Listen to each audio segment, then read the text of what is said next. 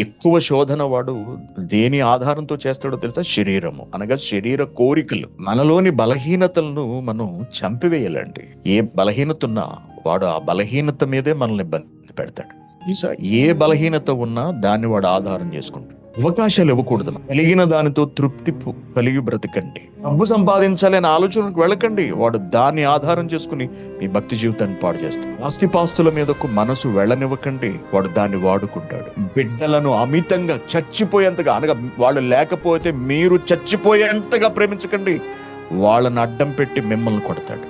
తల్లిదండ్రులు లేకపోతే బ్రతకలేవిక, అమ్మను చూడండి, నాన్నను చూడండి, నేను చచ్చిపోతాను అని అనుకోకండి. అంత అమితమైన ప్రేమను, విపరీతమైన బంధాలను ఏర్పాటు చేసుకోకండి. ప్రేమించండి, కానీ పరిమితిలో ఉండండి. వాళ్ళనే అడ్డం పెట్టి మీ భక్తి జీవితాన్ని వాడు నాశనం చేయాలని చూస్తాడు. కొంతమంది తల్లి చచ్చిపోతే ఆత్మహత్య చేసుకుంటారు, తండ్రి చచ్చిపోతే ఆత్మహత్య చేసుకుంటారు, భర్త చచ్చిపోతే ఆత్మహత్య చేసుకుంటారు, భార్య చచ్చిపోతే ఆత్మహత్య చేసుకుంటారు, అప్పులు ఉన్నాయని ఆత్మహత్యలు, ఉద్యోగం రాలేదని ఆత్మహత్యలు. ఇవన్నీ ఏంటనుకుంటున్నారు?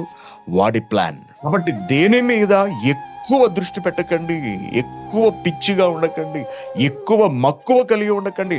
అదే వాడికి ఆధారం అయిపోతుంది, అదే వాడికి అవకాశం అయిపోతుంది. గురి చూసి దాని మీద కొడతాడు, మొక్కలు అయిపోతుంది మన భక్తి జీవితం. వెంటనే మనం పాపంలోకి వెళ్ళిపోతాం. దాడి చేసి దారి తప్పిస్తాడు, పాపంలోకి దించుతాడు. పాపము వలన వచ్చు జీతము మరణము.